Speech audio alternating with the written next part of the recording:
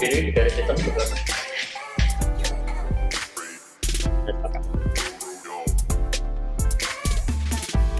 Belakang dulu enggak.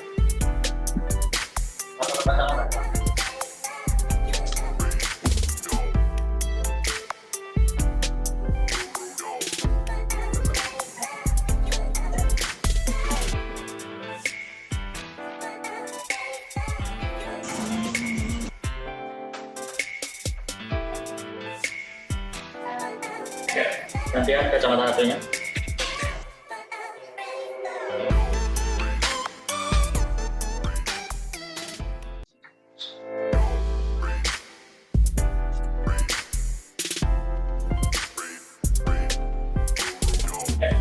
Batu pas kaki dilepas, tidak.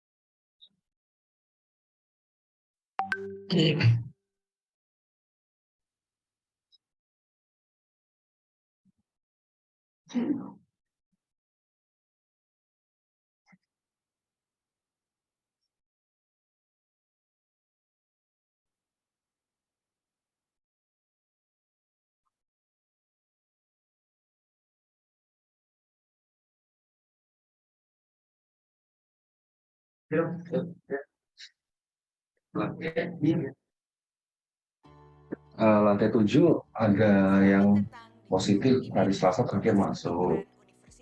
Kena lah. BD, jadi yang kontak erat sih aku minta dipasang. Nah, ini lagi ngedata dulu siapa yang positif, soalnya baru di sama si UTB SM. Lantai 7 apa? UBD. BD dong. Berarti Yang kontak erat di rumah hari Selasa kan terakhir masuk kantor, berarti nanti hari Jumat atau Sabtu sudah bisa PCR. Nah, terus yang masuk hari ini ulang PCR dong. hari ini ya tiga. Besok pagi. Hah? Harus hari ini gue Dia hari apa? Selasa. Selasa, Rabu, Kamis, besok gimana? Besok PCR. Enggak, Besok antigen. Ya, antigen. gitu. Aku udah bilang sih besok antigen ini pagi. Tapi sekarang mereka kosong tuh apa? Mereka kerja seperti biasa. Ya udah, penting yang itu pulangin ya. Yang kontak erat langsung pulang. Terus yang kemarin lantai 23. Pak Alfi, ya Pak kontak Pak Ada dua kontak eratnya. ada 2. Alat pemadam api ringan terletak di samping lift di sebelah kiri dan kanan ruangan.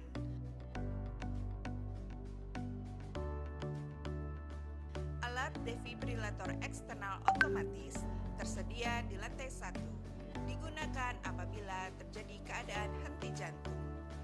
Jika terjadi kebakaran, maka alarm kebakaran akan berbunyi. Tetap tenang dan ikuti petunjuk berikut. Berikan prioritas pada ibu hamil, lanjut usia, anak kecil, dan bantulah para...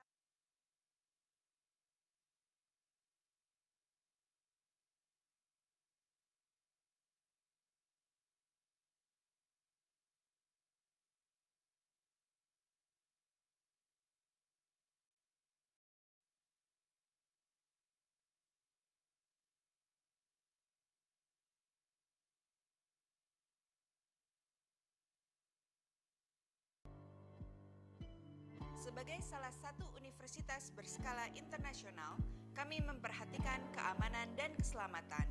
Ada beberapa prosedur khusus terkait keadaan darurat dan bencana.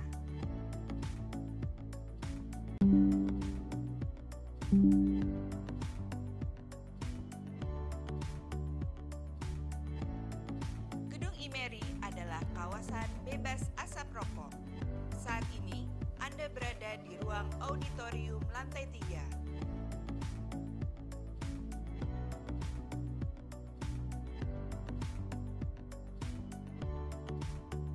Toilet berada di samping lift.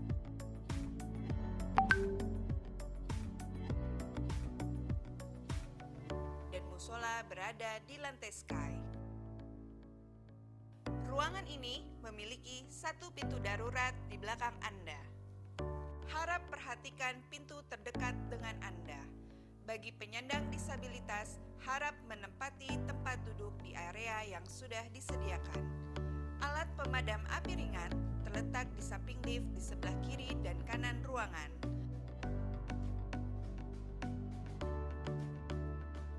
Alat defibrilator eksternal otomatis tersedia di lantai 1, digunakan apabila terjadi keadaan henti jantung. Jika terjadi kebakaran, maka alarm kebakaran akan berbunyi. Tetap tenang dan ikuti petunjuk berikut. Berikan prioritas pada ibu hamil, lanjut usia, anak kecil, dan bantulah para penyandang disabilitas agar mereka keluar terlebih dahulu. Bagi wanita yang menggunakan sepatu berhak tinggi, lepaskan terlebih dahulu sepatu Anda sebelum menuju titik kumpul. Segera menuju pintu darurat terdekat dari Anda dan keluar dari ruangan ini. Ikuti panduan dari safety officer menuju tangga darurat dengan mengikuti petunjuk evakuasi. Jangan menggunakan lift. Jika terjebak asap, tetap mengikuti petunjuk evakuasi dengan merunduk atau merangkak untuk menghindari asap.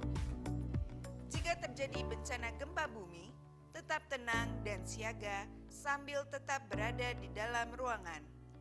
Berlindunglah dengan cara menunduk di bawah meja. Pastikan tidak ada benda-benda di atas yang dapat menimpa Anda, lalu berjongkok di lantai sambil tetap melindungi kepala Anda. Apabila dirasa gempa telah selesai, segera ikuti petunjuk evakuasi menuju titik kumpul. Tetaplah menunggu di titik kumpul sampai ada perintah berikutnya.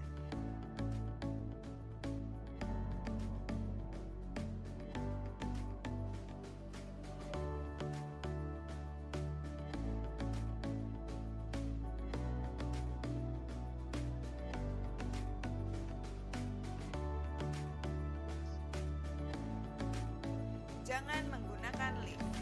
Jangan kembali ke ruangan sampai situasi dinyatakan aman oleh safety officer kami. Kawasan Fakultas Kedokteran Universitas Indonesia di Salemba memiliki sistem dan personel keamanan yang bekerja 24 jam.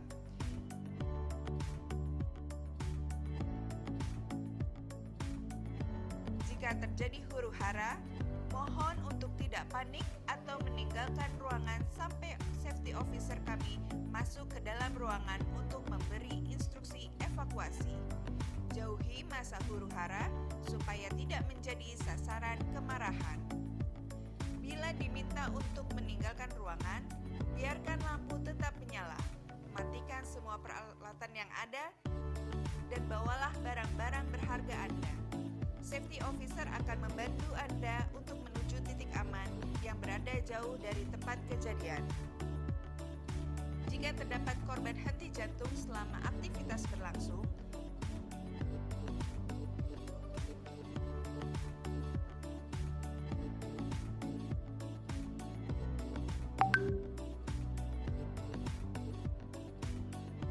mintalah pertolongan dari orang sekitar untuk menghubungi tim medis reaksi cepat RSUPN Cipto Mangunkusumo di nomor tertera di atas ini.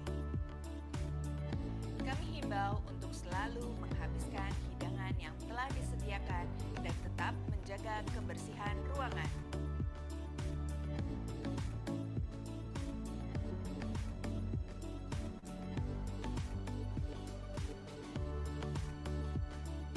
Petugas K3 Gedung Imeri selalu memiliki catatan jumlah peserta yang berada di dalam gedung dan akan mendata kembali di area evakuasi untuk memastikan semua peserta sudah keluar dari gedung. Demikian informasi keselamatan dari kami. Terima kasih atas perhatian Anda dan selamat beraktivitas.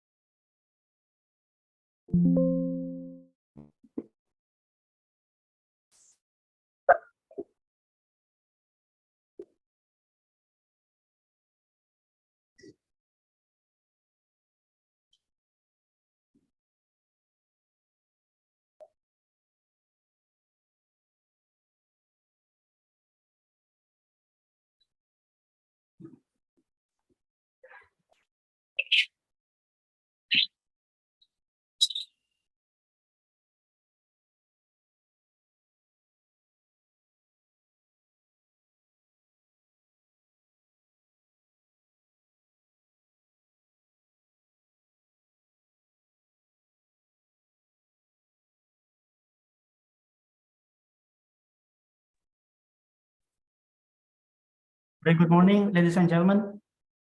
I am here in place of the Dean of Faculty of Mathematics and Natural Sciences. I hope you can hear my voice clearly. Okay.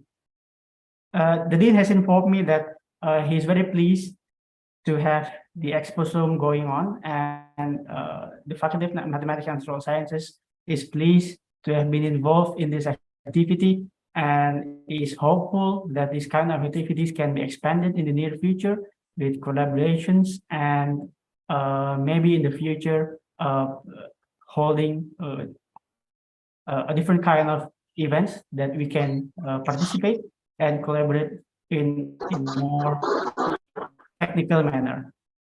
In short, the Dean is very thankful to have been invited, but he is very sorry that today there is a meeting between himself and the academic senate of the university that he cannot be. It is not possible for him not to attend the meeting with the senate. He is expanding his gratitude for being invited, and as representative of the Faculty of Mathematics and Natural Sciences, I thank every one of you and hope that this meeting or this event gains tremendous success. Thank you very much.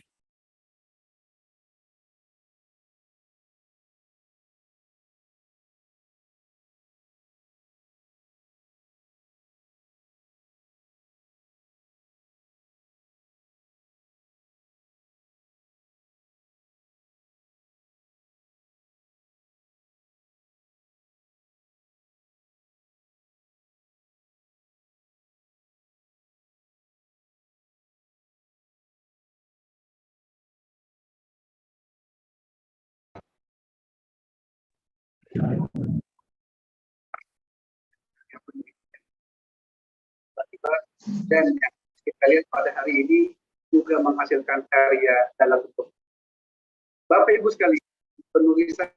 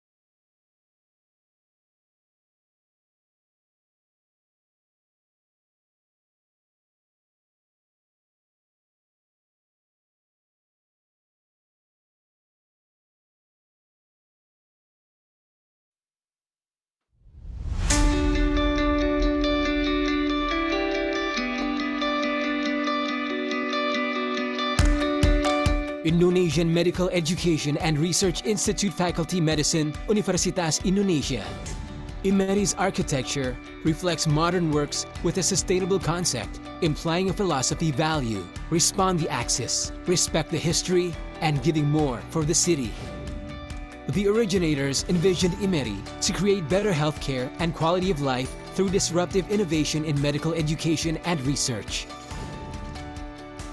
Groups of researchers have been invited to participate in IMERI and form their own medical science cluster. These research clusters include a wide range of expertise and facilities. Most of the clusters have international collaborations and are part of sustained consortia. Medical education are also increasingly being organized on a problem-based strategy, which requires multidisciplinary collaborations in education that is indispensable in the current era. The medical science are supported by so-called medical research core facilities, which are part of IMERI and are directly accessible by IMERI scientists. General supporting facilities are provided by IMERI for researchers, educators, and all staff from the cluster to meet each other, exchange ideas, and establish networking. IMERI is stimulated to discover novel ways to diagnose, treat, and prevent diseases, bring innovation from the laboratory benches to the clinics and to the marketplace, provide novel technologies to enhance the education of future doctors and other health professionals, building and sustaining Indonesia's educational and research capacities. To produce innovative science, truly new knowledge and intrinsically motivated researchers are needed that are given the opportunity to systematically formulate medical science research strategy. The medical education have determined 3 research strategies to cope with global requirements but still addressing the local needs. IMERI is open for all talented researchers and educators to achieve experience, excellence, and great innovation. Indonesian Medical Education and Research Institute provides an academic atmosphere that has a flexible platform for a convergence in research. Terima kasih. Demikian tayangan kami dari Indonesian Medical Education Research Institute, IMERI FKUI. Tadi sudah diperlihatkan mengenai berbagai macam fasilitas yang ada pada kami. Kami berharap para peneliti, para saintis bisa turut bersama-sama kita membangun riset-riset kedokteran di IMERI untuk pembangunan kesehatan di Indonesia. Saya tunggu kehadiran Anda semua. Terima kasih. IMERI, nurturing Indonesia towards health and prosperity.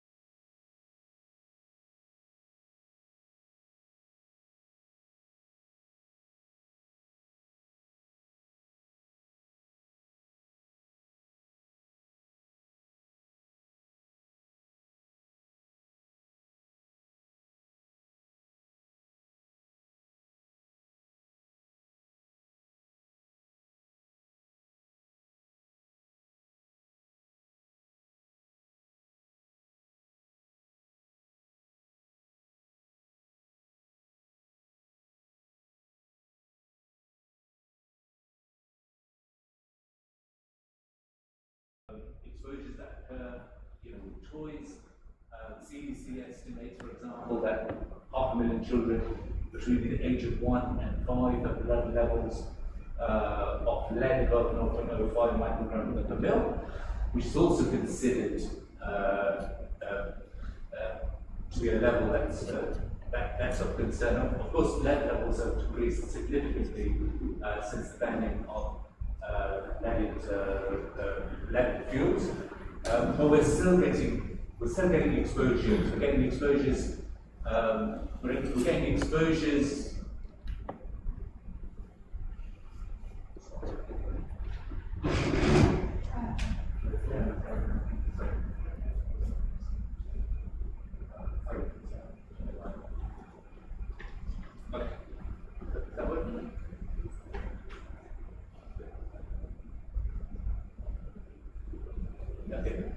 So yeah, so when you look at the exposures on the human body, you need to have a look at the summation of all the exposures. So the exposures come from air, soil, water, through products, through food, via ingestion, via inhalation, or via sort of skin contact. And the importance of those exposures is determined by the amount that you're exposed to each of those entities. We then get into the concept of the exposome. So the exposure tells us whether you're exposed to something. What the exposure does, it tries to find a unifying concept for exposure assessment. And it recognizes the disparity in knowledge between what happens in terms of your programming, your genetic makeup, and the environmental exposure you have. So those environmental exposures can be chemicals, they can be particulates, they can be microbiological. There could be indeed there could be other factors. There could be things like stress. And what Chris Wilde did when he was defining the exposome was that he wanted to say that the exposome represented all environmental exposures, including those from all various sources from conception onwards as a quantity of critical interest of disease etiology. So that is a pretty perfect definition. That is a pretty good definition of exposure. Then I probably just need to get closer. So when you look at the exposure, we look at what we call the internal chemical environment. So we're very used to looking at the external chemical environment. We're very, very used to monitoring what's in our water, what's in the food that we eat. So we're very, very, very used to looking at what's in the air that we breathe. We kind of forget that most of the biological activity that occurs actually occurs within the body, so within our internal environment. So diseases are caused by long-term effects of chemicals which damage the DNA and proteins inside the body, and therefore the environmental exposures of toxic chemicals becomes a really, really important sort of aspect for consideration when we talk about the onset of disease. So how do we tackle the exposome? So we can tackle something called bottom-up exposomics, where we look at the external environment and then try and work up to what happens in terms of human exposure.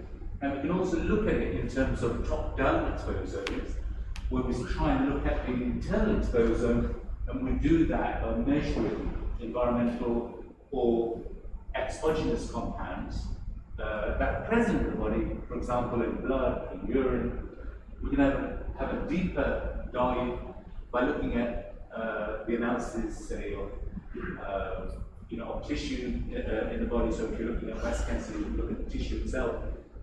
And we do that so that we can try and link what we're finding with the body with what we know is present in the environment. So as I said earlier, some aspect of this is difficult because the body has the ability to change certain things. Certain chemicals indeed are changed, certain chemicals become conjugated. The body is designed to get rid of toxic compounds that it doesn't desire. But in its intention of doing that, what it does is it sometimes can make those molecules more mobile, it can make those molecules more toxic, it can make them more endocrine disruptive. It's trying to do something, and it's doing this by producing many metabolic products. So if you want to take, say, something like carbamazepine, we know that the body metabolizes that particular compound into 27 different metabolites. So you need to take all of those compounds into consideration.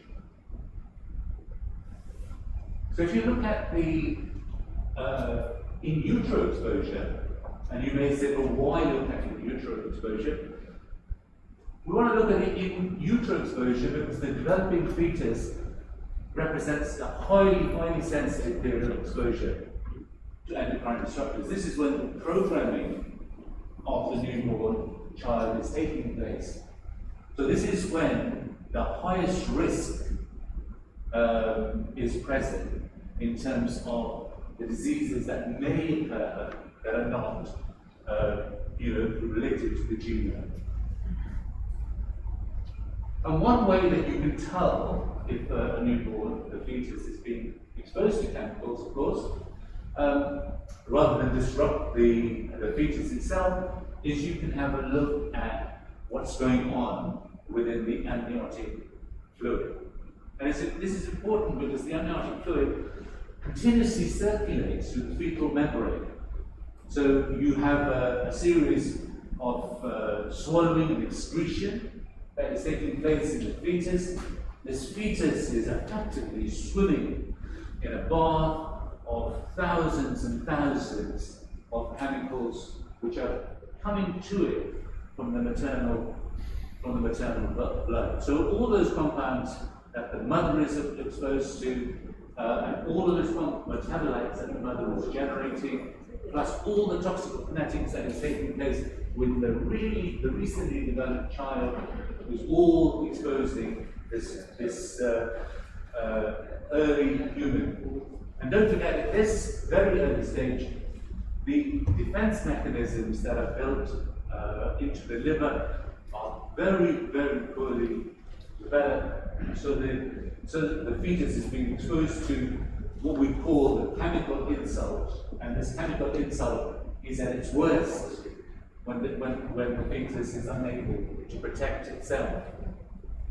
So despite the very low lipid content of amniotic fluids, we have had many researchers reporting that they've seen some very highly lipophilic compounds such as polybrominated diphenyl ethers, chlorine pesticides, and various other chemicals. So all these historical chemicals we know about. What we don't know about is this complex mixture of chemicals that could be present. Now what we can do is we can easily take, whether it's amniotic fluid or we can take some blood samples, we can take the placenta, we can try to look for exogenous compounds, and we can do that by a number of classical techniques. We can eliminate the background, we can live research, we can try and find out what's present.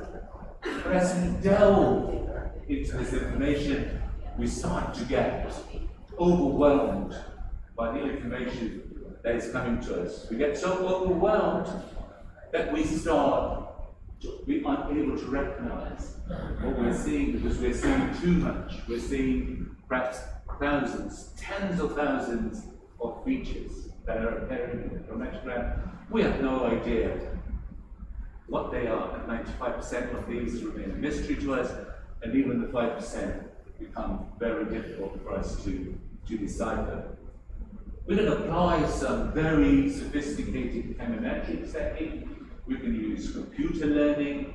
We can try and decipher what's within amniotic fluid. We can try to decipher what else is in the body, and we can do a series of mathematical calculations. We can, in this scenario here, we can use a technique called principal component analysis, where we have no idea what some of these peaks are. This is peak 277,392. We have no idea what this peak is, but we can use the computer generation to say, well, if those peaks are present, then you have a body that doesn't have this particular disease, and if you have these peaks present, then you have the prevalence of this disease, and we can use that peak as a biomarker. Even if we don't know what that peak signifies, we can use this as a biomarker. So that's the start, the very, very beginning of studies into the exposome. So if we start to look at a better, more intelligent way of being able to recognize the cause of disease, we need a much better approach. We need a much more intelligent approach than AI. And the most intelligent of approaches is the approach that we can use as humans. And one of those approaches is by utilizing some of these, this technique called fact-directed fractionation, where you're using cell-based techniques to guide you into saying you do not need to look for and identify 500,000 compounds that you have no possibility of being able to identify because you don't have the money, the finance, or the resource to do so, or you don't have the time to do so. And you can use some of these reported gene assays to direct you into doing things. So we did this with amniotic fluid. We're interested to try and detect agnostic and diagnostic activity of hundreds, perhaps thousands of chemicals that are present in the body. We use this particular screen on this particular assay. There are other reported gene assays, and these screens is particularly well used at the university. We can use it to determine, for example, estrogenic activity, androgenic, glucocorticoid activity. We can use it to look at the aryl hydrocarbon activity. Whilst we're doing this assay, we can also look at the antagonistic aspects of endocrine disruptors, and we do this by putting in a chemical, an estrogen or an androgen or an aryl hydrocarbon, and we can see if that results in a reduction of the response. So what that does is it gives us a really good idea about trying to simplify the prospect of looking at this very, very complex scenario. And this is based upon being able to collect the amniotic fluid, being able to extract it, fractionate it, then use the reported gene bioassays to tell us which one of these categories that we've got in terms of each fraction.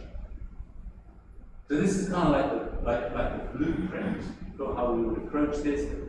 And what we can do is we can spike known endocrine disruptors within the amniotic fluid, and we can start to construct a sort of type of detail that we would expect to see. We begin to find some interesting correlations between some endocrine disruptors and their physicochemical properties, which from a scientific point of view are interesting, but not perhaps directly relevant in terms of what's happening. But they're beginning to tell us that we could use some of these markers to be able to identify that complex soup. So when we start to actually look at the amniotic fluid itself, we get this very unremarkable chromatogram, which doesn't tell us anything. So when we take that particular chromatogram and apply these bioassay genes, we start to really unravel some of the information that we want to unravel. So each of these colors are telling us the agonistic and antagonistic response of the ER, AR, and DR receptor reported genes. If you look at the agonistic activity, well, you get activity pretty much across every single fraction. Fractionation has really helped us, because if you think about it, if we haven't fractionated, all of those fractions would be in a single in a single sample. And that, of course, makes it incredibly difficult for us to be able to say what we have. 10 moments, okay. So what we need to do is take the information that we're getting from actual human participants and work our way through this particular process. We use the bioassay to direct us to say that there is something in the body, there is something within the amniotic fluid that is estrogenic. And we know there are many estrogenic chemicals in the body because the mother produces a lot of hormones during pregnancy. And we know that those are natural and that they're going to be there. So what we try and do is we try and separate those that are natural, endogenous in the body, to those compounds that shouldn't be in the body. The mother was in a pristine environment. And what we can do then is we can take the individual fractions and we can undergo high resolution mass spectrometry and start the initial phase of trying to find out what it is. And in our initial phase, we focus on this end of the spectrum, this end of the fractionation scale, and we did this by GCMS. And we used some spectral identification techniques to try and evaluate what we found. So when you look at this graphic here, we still get a spectrum that consists of something like 14,000 features. So each feature represents one of those compounds that are generating the chemical itself to the developing fetus. So we know from the bioassays, we know that that category of chemical may possess a certain endocrine disrupting effect. What we don't know is whether the composition of what we're finding is actually estrogenic or androgenic, because it could be present in a fraction with multiple chemical respondents. So what you can do from here is you can take each chemical that's detected and then you can put it through some experimental, some literature review and predictive modeling tools and use those quasi-like information to tell you whether what you are finding has a biological implication. So you can then reduce your tens of thousands, perhaps, of chemical features into a much smaller and much more measurable amount. So once you've done that, you get a list of final candidates, and then you can purchase, if you can purchase them. Some metabolites aren't purchasable. You can purchase these chemical metabolites, and then you can see their individual activity. And then you have 100% proof that what you're seeing with the amniotic fluid has endocrine disrupting properties, and you also have undeniable proof that the fetus is being subjected to that particular chemical. Okay, so this is only a subset of the information that we've looked at. So the subset of the information is beginning to tell us. So here, it's beginning to tell us what we're finding in terms of the fraction, and it's beginning to tell us in terms of the red color, the relative intensity that is present. And we know that they've crossed the membrane of the placenta and that they've been exposed to the fetus. And we can generate massive databases and Excel sheets giving us what we've detected versus which reported gene is showing what is happening. But when we go back and look at this information and then try and relate it to the total activity, so if we look at the dioxin receptor our short list of candidates where we found 13 known dioxin receptor agonists. And they had potency values, as stated here. 3 of them had very high potency, 7 had high, and 1 had low. We can do the same thing for the androgen receptor, where we only found 1 compound, histamine, which was reported as a weak agonist. But we found many anti-androgen receptor. So this is very similar to what we find when we look at the external environment. We look at our water environment, when we look at our food, we find many compounds that are anti-androgenic, that have anti-androgenic properties.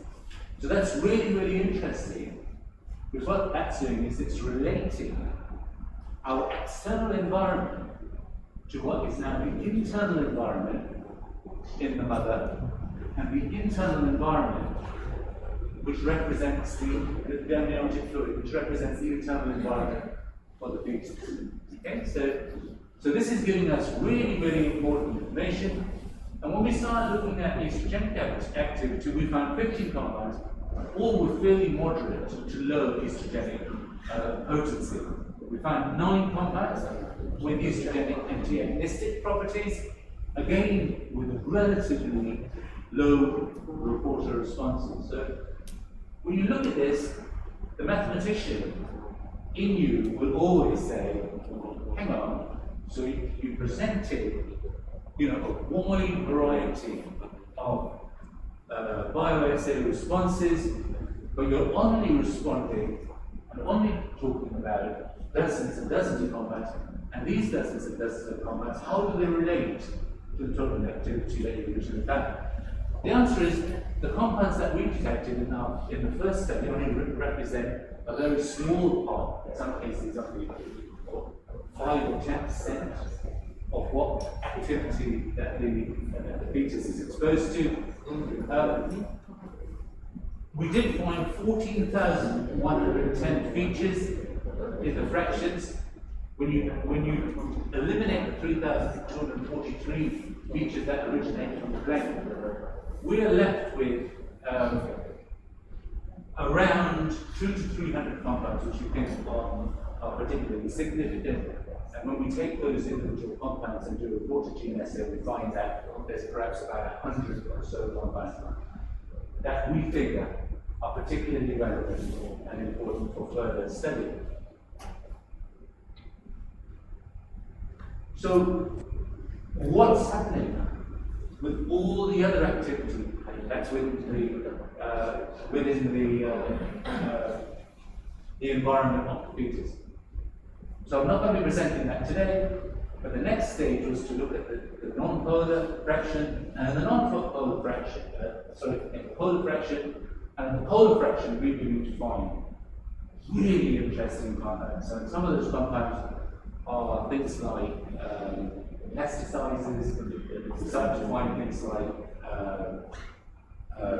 bisphenol A, we start to find MVP, the metabolite of bisphenol A, and when we start looking at those compounds, well, they then start to make a very significant element of what the fetus is being exposed to.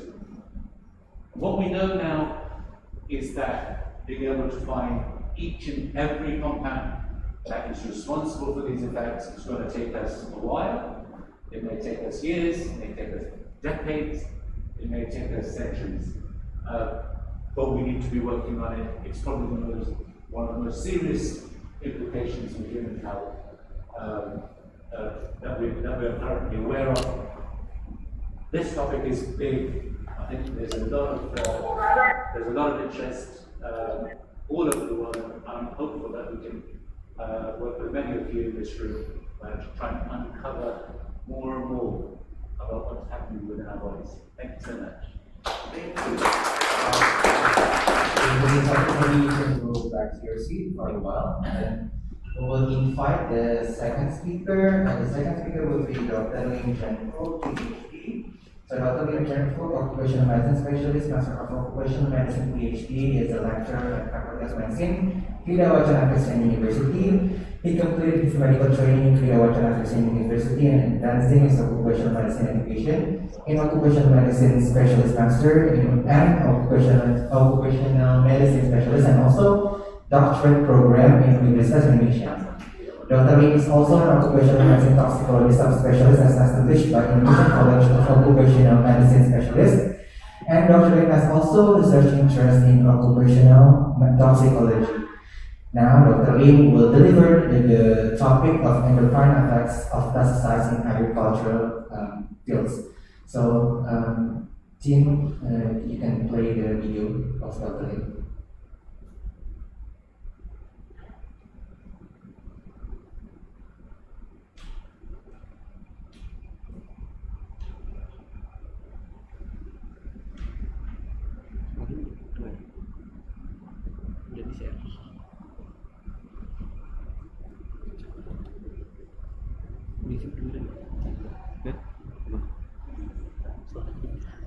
Good morning, everyone. First of all, I would like to thank the committee for inviting me to participate in this wonderful session. It's a great honor for me to gather with you all, especially Prof. Kanda, Prof. Muhtar, Dr. Nastiti, and all of you, my dearest colleagues. Well, I hope we will have a fruitful session and discussion today. The title of my presentation is Endocrine Effects of Pesticide on Agriculture.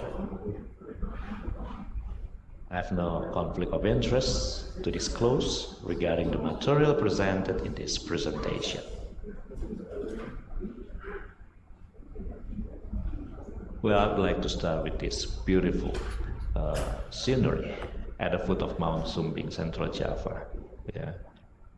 It's one of the vegetable farming areas in Central Java, Indonesia. It's a very wonderful place. And as introduction, we knew that agriculture is one of the main economic sectors in Indonesia and many other countries in the world. And approximately 33 million Indonesians are farmers, and most of whom are small-scale farmers. And it can be argued that more than any other occupational group, agricultural workers, especially those in the small-scale sectors, are exposed to a variety of hazardous occupational and environmental exposures, with exposure to chemical pesticides being one of the most significant. And as chemical pesticides are widely used and very, very common use in agriculture, including here in Indonesia, and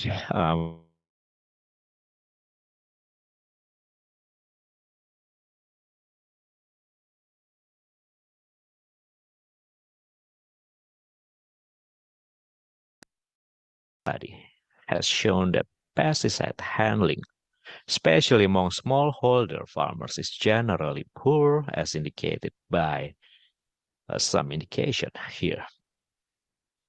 They tend to use higher concentration, more frequent application, multiple pesticides, direct contact to the concentrate, and infrequent use of appropriate personal protective equipment. We can see the picture on the right-hand side here. And failure to use the pesticide properly, of course, can harm people and the environment. And here are some potential health effects of pesticide exposure. This is a non-exhaustive list of potential effects, and today we will elaborate more on endocrine disorder. But not only that, regarding the list here, unsafe pesticide handling practices are also known to increase the likelihood of farmers suffering from acute poisoning. Let's move forward with some slides about pesticides and their toxicity. As we know, the pesticides are chemical compounds that are used to control the pest. The chemical pesticides, of course, very, very widely used and extensively used in agriculture. and it has different properties and toxicological effects. And in order to be effective against the pest, of course, the pesticide should be toxic, and therefore it's potentially harmful to human, animal, other organisms, and the environment. And while we are discussing the risk of having a disease or adverse effect due to pesticide exposure, the picture here on the left-hand side gives us an idea about the risk as a function of toxicity and exposure. And as we can see here, pesticide toxicity is its capacity or ability to cause harmful effect or illness. And the little dose or little concentration of 50 gives us information about how much of the substance is required to cause harm. And the lower the dose, the more toxic the substance. Let us continue with some concept on exposure. Here we can see the exposome concept from wild and free hate. According to the CDC NIOSH, the exposome can be defined as a measure of all exposure of an individual in a lifetime from the conception or before birth, and how those exposures related to health. And here, the concept of exposome was developed to raise attention to the need for more comprehensive environmental exposure assessment in the epidemiological studies. And environmental here means or defined as a non-genetic exposure assessment. And again, let me quote from the CDC NIOSH. Understanding how exposure from our environment, diet, lifestyle, etc. interact with our own unique characteristics, such as genetics, physiology, and epigenetics, will impact our health, is how the exposome will be articulated. And the exposome itself is a key for better reflecting the causes and prevention of human diseases. And we can see here in this picture, there are three broad domains of non-genetic exposure that may be considered as internal environment in the middle, consists of such as metabolism, gut microbiome, oxidative stress, and we can recently we are quite familiar with the omics, nutrigenomics, metabolomics is the internal environment. In the left upper side, we have a specific external environment such as pesticide, lifestyle such as diet, tobacco, and etc. And bottom left, the general external environment such as climate, financial, and other environment. There's a short list of some non-exhaustive examples for each of these domains. Let's move a bit. For example, in identifying the pesticide exposure, we know that the exposure of pesticide is determined by several factors. We can see here in the box on the left-hand side. The source of exposure, the dose, the concentration, the length, the route of entry, work practices, is all very, very important factors in identifying exposure. We can also see here that pesticide exposure may occur through the skin contact, inhalation, or ingestion. Several agricultural activity we can see here is also the primary source of occupational pesticide exposure. And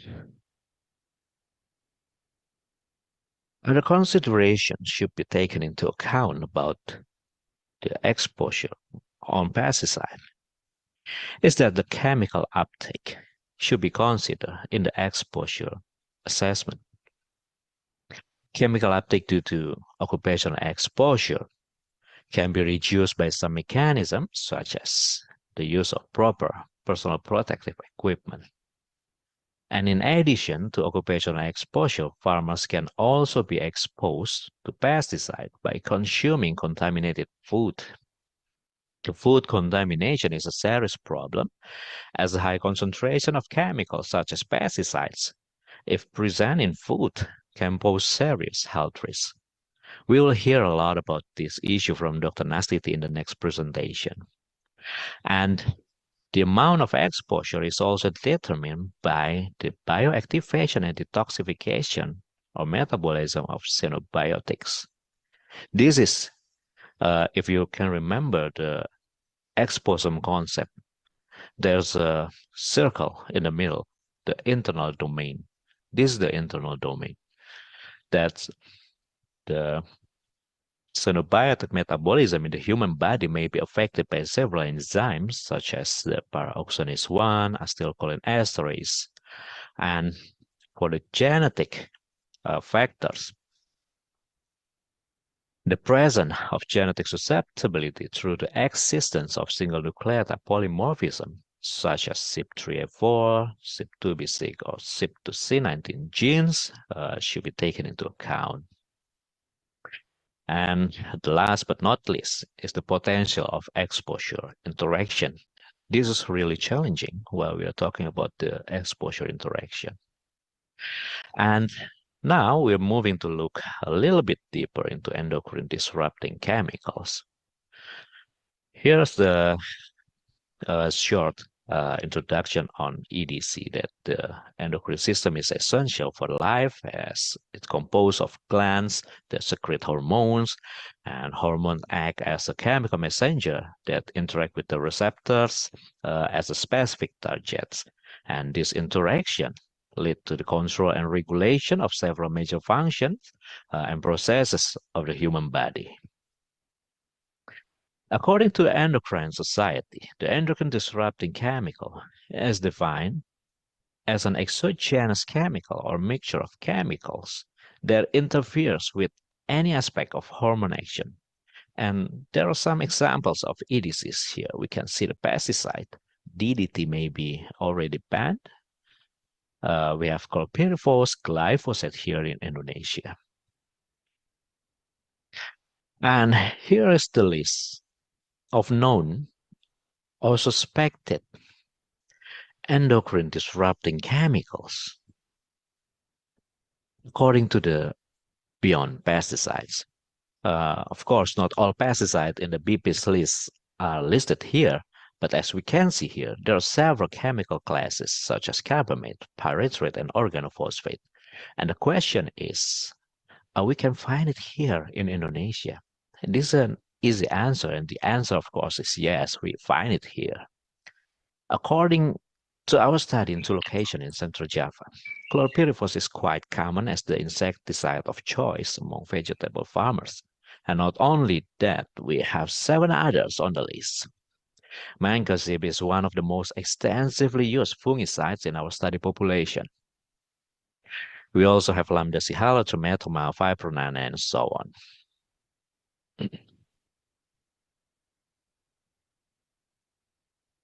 In the next few slides, we will look at some evidence regarding the endocrine disorder due to pesticide exposure, especially in the thyroid. We have growing evidence that some pesticides have endocrine disrupting properties. For example, here's a study about hypothyroidism in pesticide applicators. The authors find that hypothyroidism risk was significantly increased among users of 4 organophosphate insecticides and 3 herbicides. And these findings support the association between exposure to several pesticides, and increased hypothyroidism risk.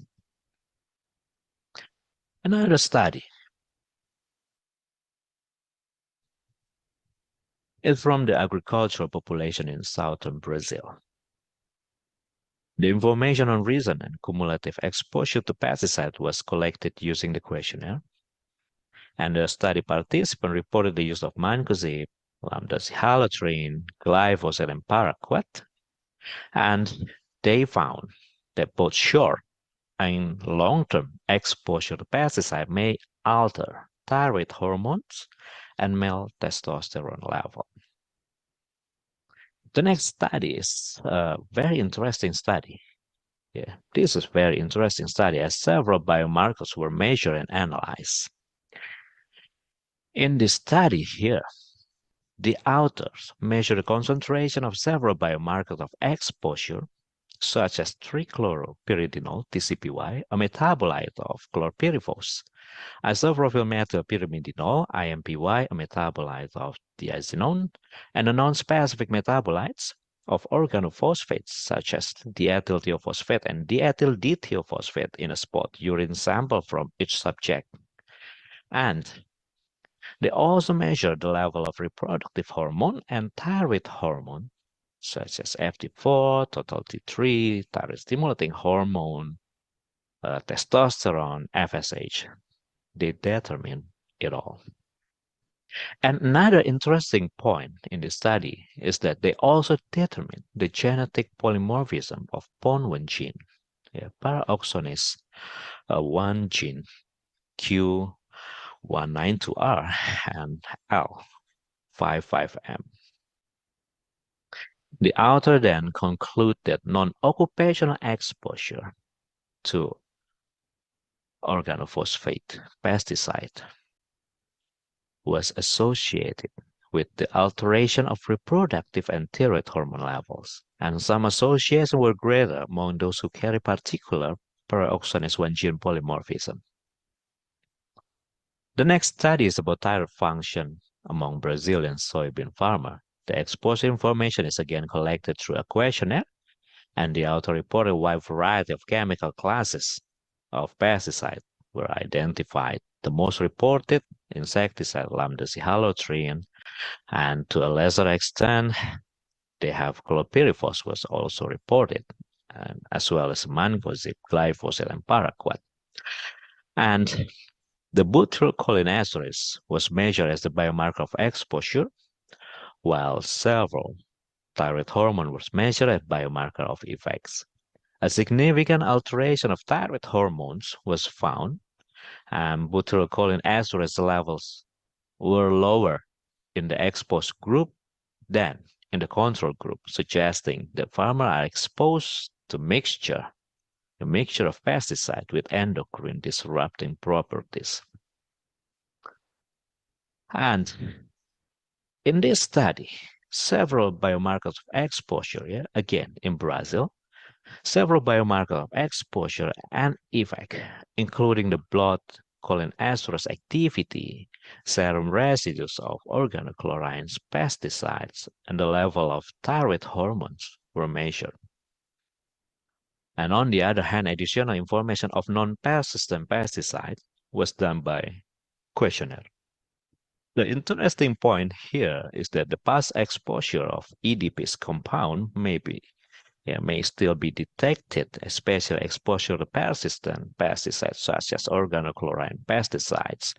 And as the result, the author suggests that according to the finding, both cumulative and recent occupational pesticide exposure may affect the thyroid function, causing hypothyroid-like effect, particularly in men. And the last study is our study here in Indonesia. The work is not published yet and currently is with the editor.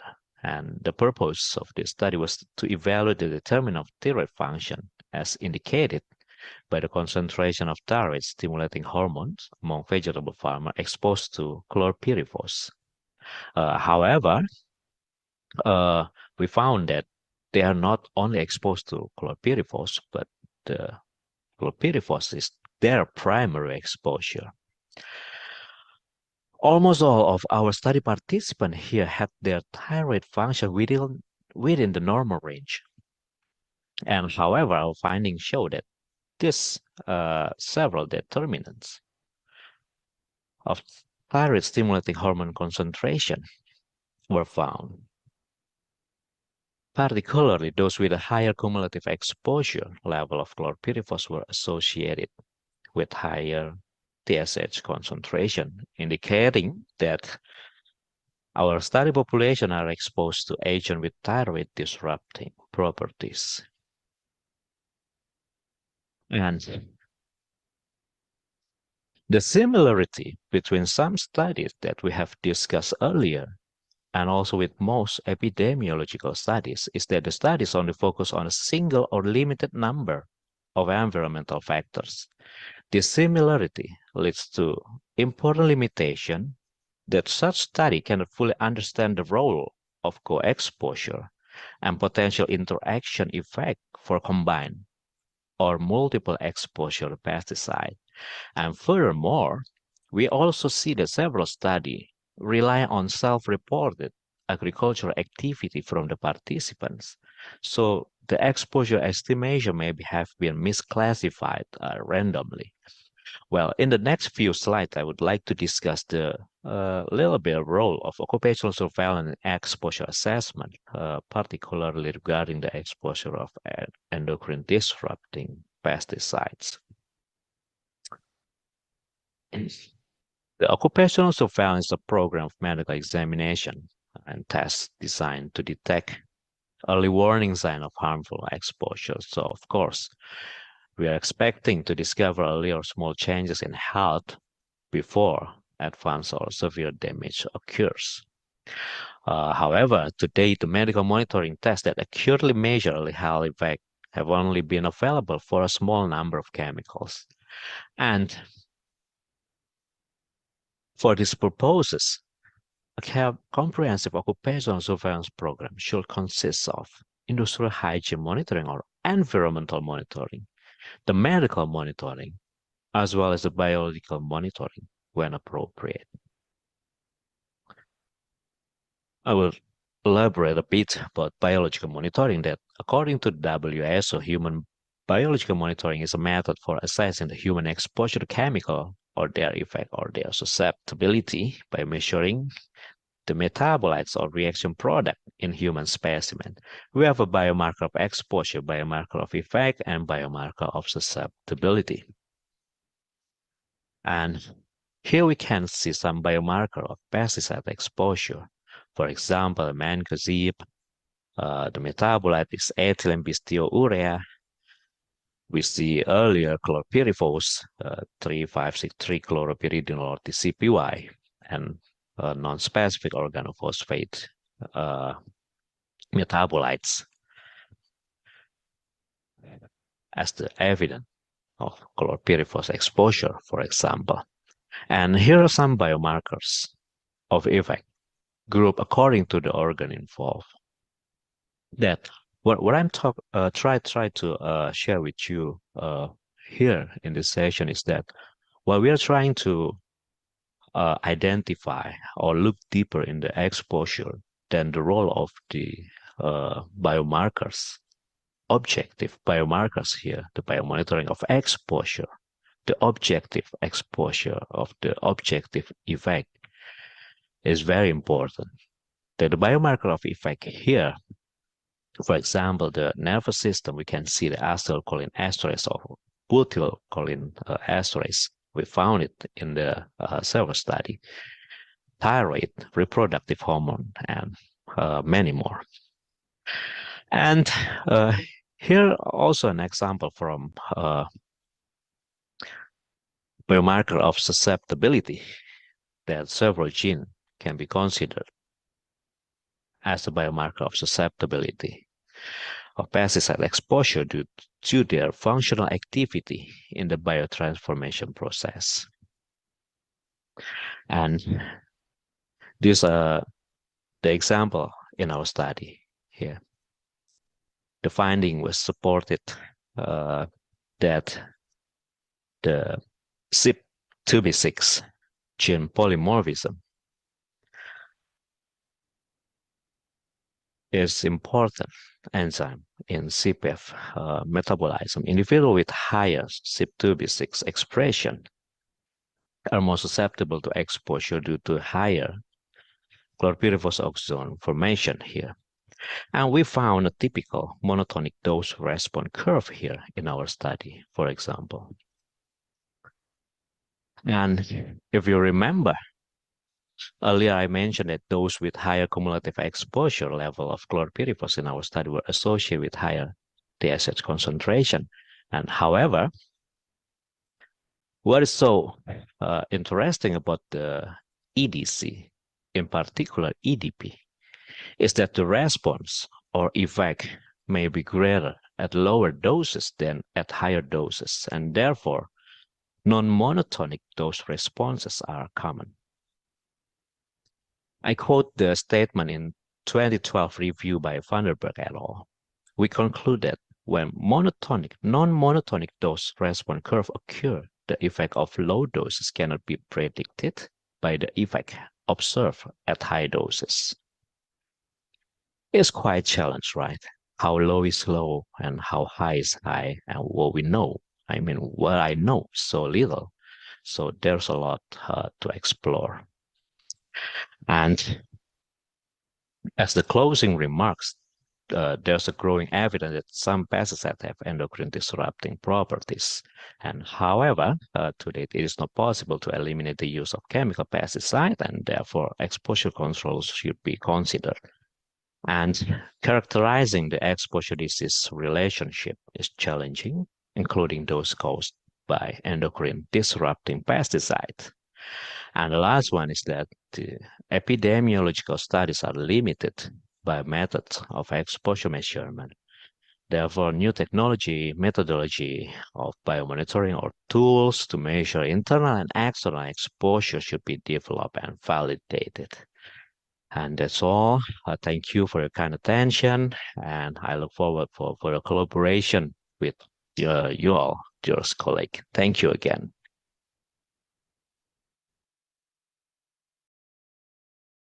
That there will be, you have many questions maybe, but we still have to wait until the third presentation. That will be given by Ibu Dinasti Iswarawanti, or I should call you Ibu Is. So Ibu is having finished education in undergraduate program of agronomy in Bogor Agricultural Institute. She also has degree in Master in Fermenting Nutrition from Faculty of Medicine of Indonesia, and she also finished her doctorate study in nutrition in Faculty of Medicine University of Indonesia. Ibu is currently an advisor in Siamia Fund. She has interest in food security and food hygiene, health and nutrition promotion, children nutrition. She also has won several awards and research grants, publishing 17 articles in international accredited peer-reviewed journals, 11 ISBN books, and 3 intellectual property rights. Ibu is going to be presenting the topic on food safety and food contaminants. So Ibu, please, the time is yours, and you will need this.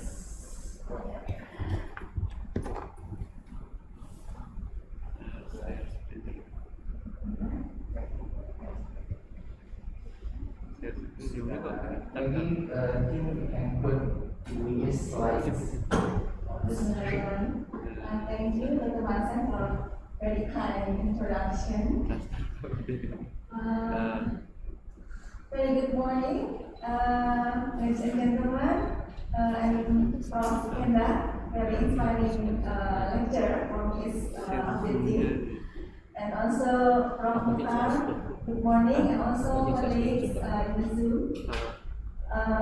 Allow me to present what assigned by the committee to introduce or sharing about the food safety and also the exposure related to the food coming from food, and also how to control it through the food safety management. Okay. I will try to,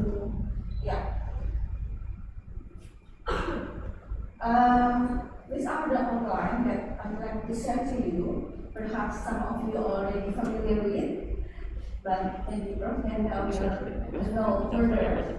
I will later inform you short, but then. And then what is some activities in platform, and also So,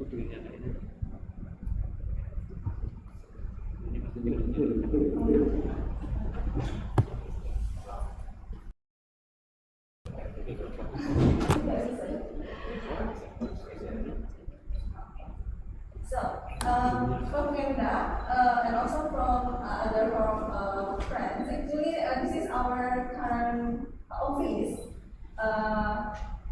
Maybe check UK from. This is UK also, but not in London, but in Kayu, we call it.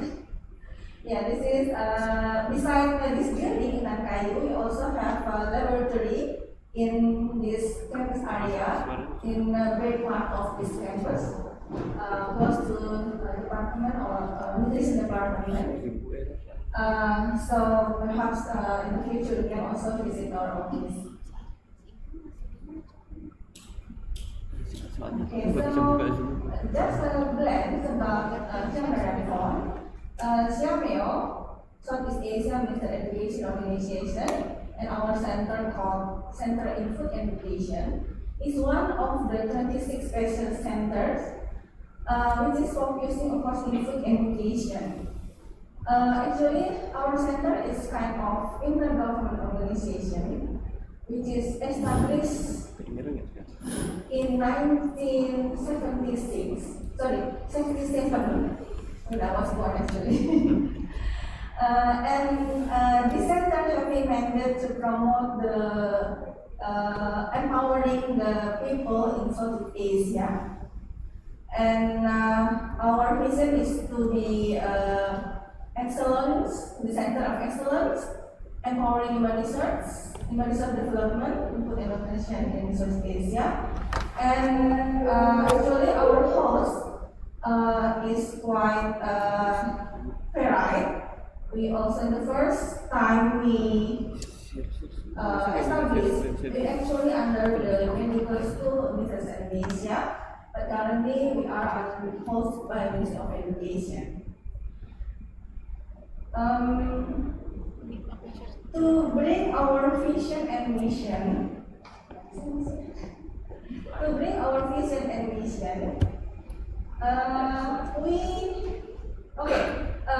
there are some mandates that actually close to the academic functions that we do a lot of training or education and also research and also discipline our research to do a lot of seminars and also of course community development to make our program can benefit to the people. And our vision and mission, we appreciate our activities in the quality flagship program. And this RT flagship program, which is with the target first for the under 5 of the natal early child, we call it ECNI, early child care, nutrition and education. And for the school age, we call it NGTS, or nutrition goes to school. And for the productive age, we call it nutrition goes to workplace. Now, of course, these activities or programs related to the context to reach the sustainable development goals. Next, please. And like other academics, actually we also do a lot of research, and here we should of course publish our research activities. And in the last 4 years, our colleagues in TechFund able to submit it in and publish 83 articles, and then published in various journal which is indexed by Scopus, including Q1, Q2, Q3, and Q4.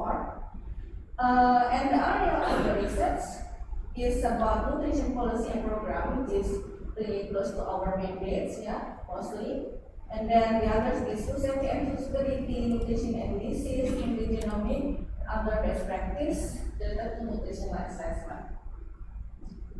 Okay, that's our just a glance about Rexon. And related to the topic of this meeting, that we know that food safety is also steroids.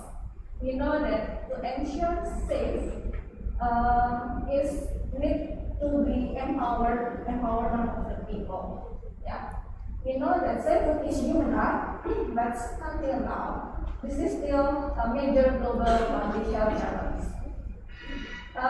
This is the data from the WHO that still every year at global, lot of victims coming from contaminated food, including chemical agents.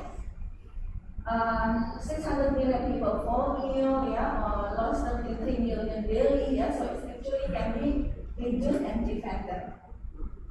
However, FAO and WHO having kind of endorsement that HACCP, because HACCP analysis critical portfolio, is a food safety management that should be introduced and not only introduced but also implemented, yeah, by all the stakeholders, including food business operators.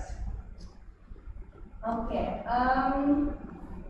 Okay, this is the strategic points of WHO, where the information, education, communication, and training is still, not only still, but still should be emphasized and should be done continuously. And for this, RECON also done a lot since 1993, sorry, yeah.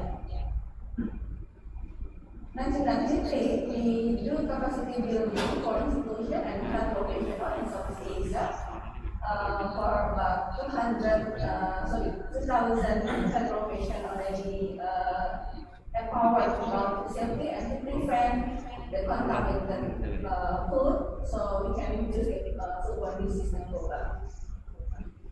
Okay, these are some local actually, yeah, like some of the document material that we use to empower the people, and the food safety education program, we call it actually indirectly program, but we like to have that all the stakeholders having a food safety agenda, yeah, so they have to concern, yeah. And then we expect that all the stakeholders have capacity, stakeholders able to empowering their people or do capacity building in problem prevention. Okay, but in the last 20 years and more, actually, what we have done is quite a lot. And we collaborate with other institutions and just module depending on the competence.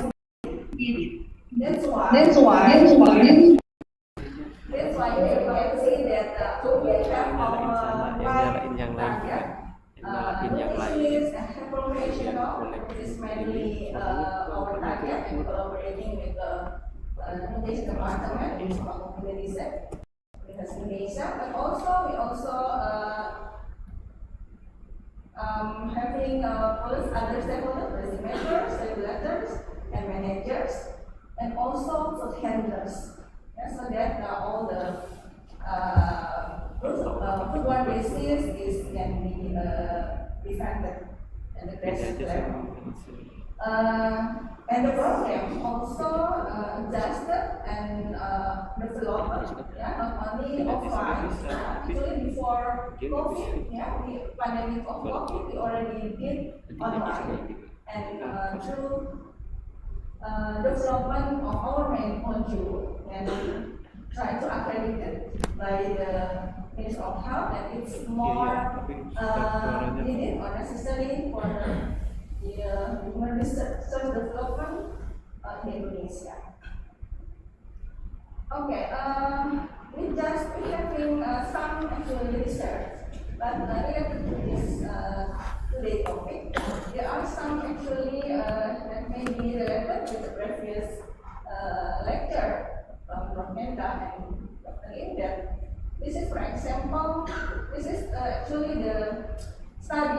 collaboration with National Agency Food and Drug Control, even though it's done in 2012, but the problem until now we still chronic, particularly exposure among the school children. You know that the school children like to eat or buy street food, which is unsafe environmentally. So here we can see that this is the study done in our locus area in Senen, and then we selected 76 students, and we assessed that the food that they consume daily is contaminated, mostly formaldehyde. We also assessed cyclamen and borax and rhodamine and lead, which is actually illegal chemical hazards, but still until now found in our food, local food, yeah. And after we assess the level of the contaminant, this is actually considered as not safe for formaldehyde. Yeah, for the lead and borax, the borax is safe, yeah, cyclamen is safe, yeah, but formaldehyde is unsafe for children. Okay, next. Another study that we done related to the chemical exposure. This is the study about aflatoxin. Aflatoxin, we know coming from fungi, yeah, which is in Indonesia and also other developing countries still high exposures and also challenge. We do a lot of effort to eliminate it, but still the problem is there. This is also a study requested by National Agency of Food, Drug and Control Indonesia, to assess how is the level of aflatoxin from minat. Yeah. This is done in Jakarta among the urban. Yeah. We assess with HPLC method, and we assess the intake of the people. Actually, this population taken is a housewife who stay in the house when we visit the house. Yeah. And we, this is some part of the finding that well, people love to eat peanut, right? Including us. So every day, about 5 types of food contain peanuts we eat, yeah, in this area. And we found that all the samples taken contain aflatoxin B1 with various level. And after we assess the dietary exposure and also assess calculate the body weight, then we found out that there are main is 22 ppb day per body weight of body weight, but actually this finding is quite higher compared to other cities, which is actually Indonesia study is very good, yeah, but this one there's so many studies in China but not in Indonesia. But compared to China, actually this finding is similar. Okay, so why the aflatoxin and also other chemical exposure, chemical hazard exposure is still prominent, yeah, in Indonesia? Perhaps the knowledge, yeah. So here we like to know whether the community know about aflatoxin hazards, and in fact, the respondent here know that there is an effect of how to store the humidity, yeah, to the growth of fungi, yeah. But they don't realize that the fungi can produce toxin, and they don't know how that the toxin can be eliminated, something like that, yeah. So overall, we can say that the knowledge of the respondent is still good.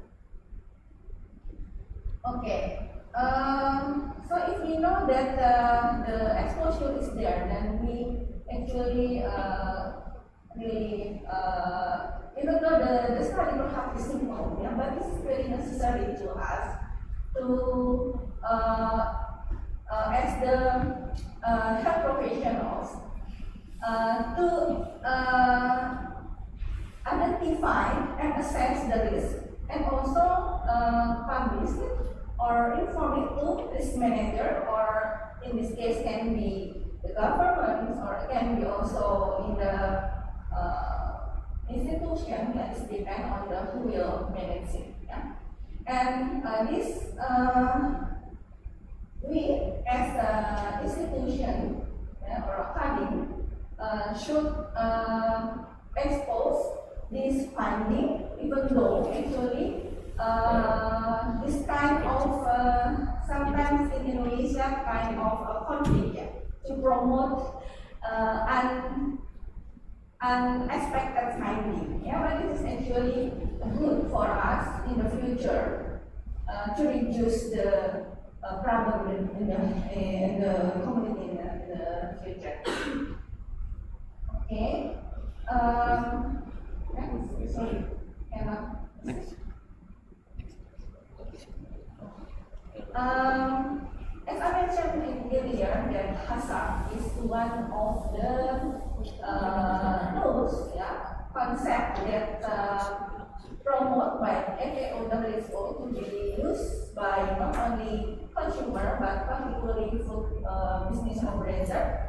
However, if we see here, in the basic, GMP is necessary to be implemented.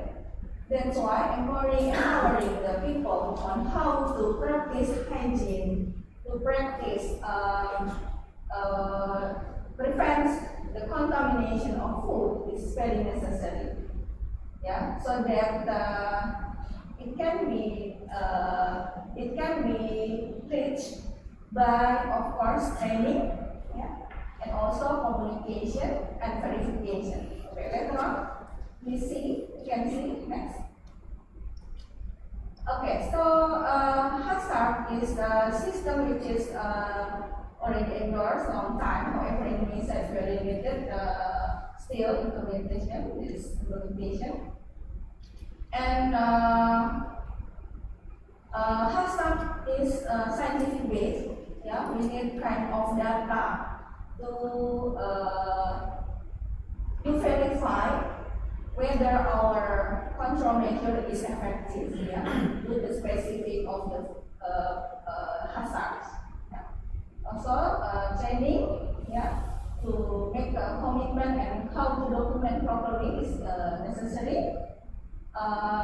And again, even though it's perhaps effective, verified, but then still there is a risk. Yeah. That's why hazards need to be verified regularly. Next. Okay, I think this is the last slide. That again, that once we implement the hazard by prevent the hazard that coming and control it, so that it not reach the consumers, yeah, then it will prevent the disease. And how we know that we can control it? Of course, we need the result of the research from the risk assessment study, yeah, that maybe present in Indonesia or a specific area, yeah. And hazard system usually also used by the FBO, yeah, and it effective, yeah, because once they use this system, then they will have kind of confidence, yeah, and can like kind of give evidence based to the consumer that they use and control the hazard effectively. Yeah. Okay, I think that's all the presentation today. And if you like to know more about our activities and share marathon, you can visit our website. Okay, thank you.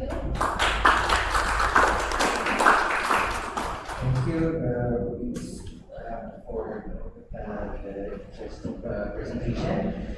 Now we're moving to the discussion section. So if you have any questions, from the room. Also, I also invite questions from the participants joining from the Zoom. You can just try to type your question in the chat box, and we will read them for you. So, is there a question? Yeah.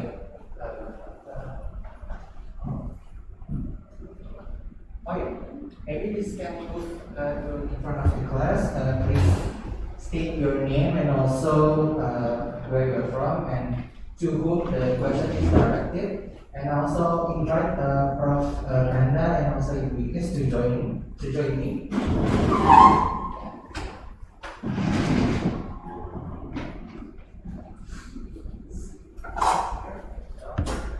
If you may, you can sit in the middle.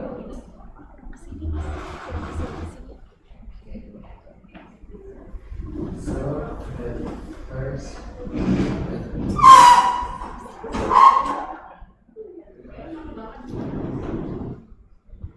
Yeah. Okay. So what is the first question? Thank you, first of all, for all the lecturers for such interesting presentations. Maybe I have several questions. Maybe you just can introduce yourself first, who you are and where you're from. Thank you for the opportunity.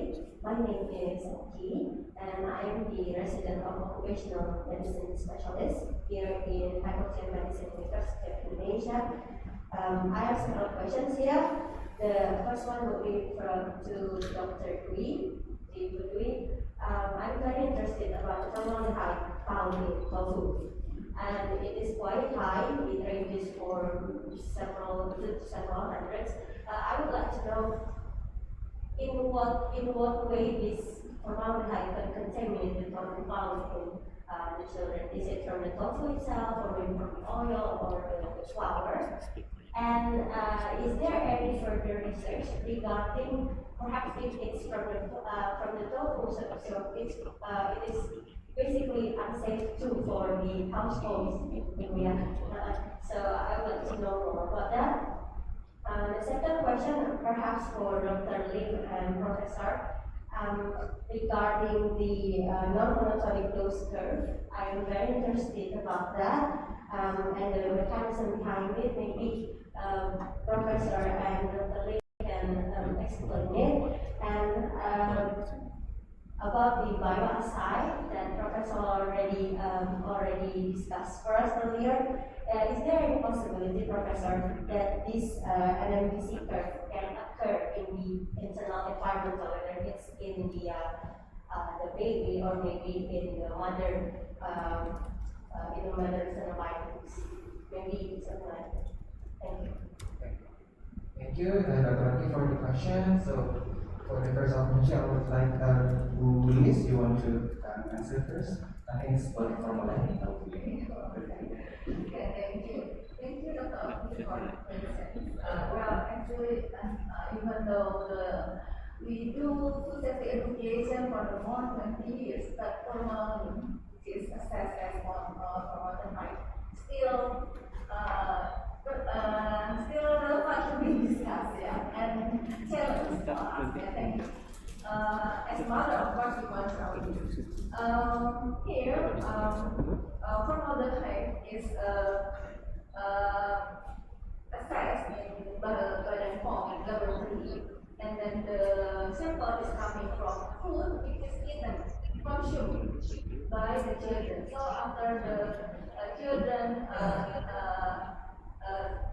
respond that they eat specific food like tofu, fried chicken, and fried food in the around school, and then the sample is taken. And found that there are and we assess we count the calculator everywhere. Actually,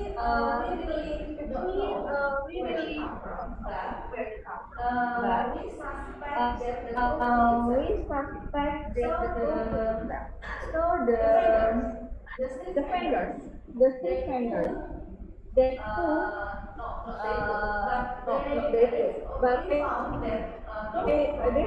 we found that tofu from vendors company. And after we ask, they don't put anything to the tofu. They just directly fry tofu. So we estimate or assume that the supplier of tofu put the tofu. And also for the squid and the chicken, we don't really but it will happen. However, I think because formalin is considered to prevent the it can make problem to be solved by the vendor. And but don't worry, actually we confirm this finding into new research should be done to confirm whether the problem is occur. Is it? So now we're moving on to the second question. Maybe I will leave Professor Lee first, because I think the non-linear curve is meant first. Maybe you have anything to say or having more explanation about non-linear curves first, I think. It's one of the you can go ahead. Can you hear my voice? Dr. Masan, I'm sorry. I have will you or maybe some for the next side with the question.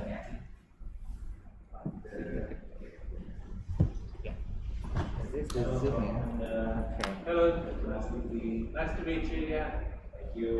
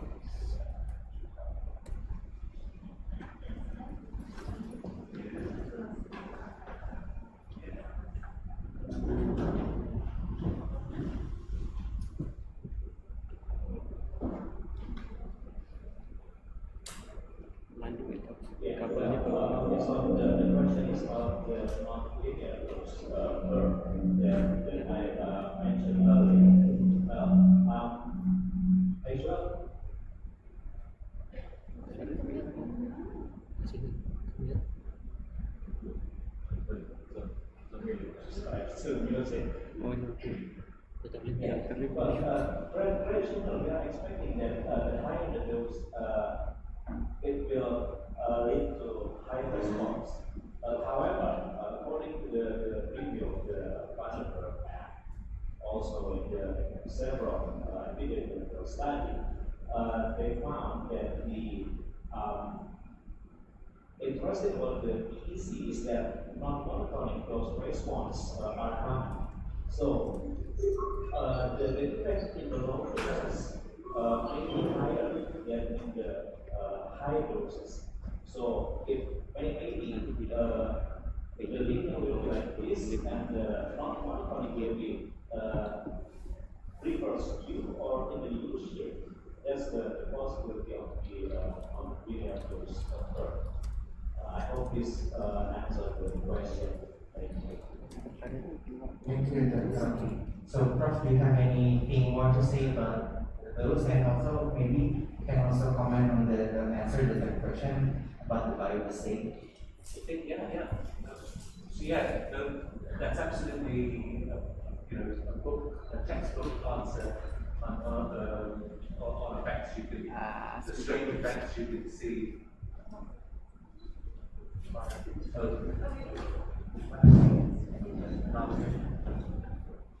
Yeah, so I think that was a very textbook route law, and what you see in terms of toxic events are also further complicated by the way that you measure the toxicity. So one assay may give you a certain type of response at a very low concentration, and the same report, another reporter assay may give you a slightly different different response. So there is some ambiguity when you're looking at toxicity data, but clearly for many compounds, the concept that the higher you go in concentration, the worse it is. You have many cases where you have this either a U-shape or an inverse U-shape toxicity relationship. And the other thing that, relating it to your bioassay question, the other thing that is very difficult to reproduce in some of these toxicity assays is the fact that certain compounds have a different effect when present in different with other compounds.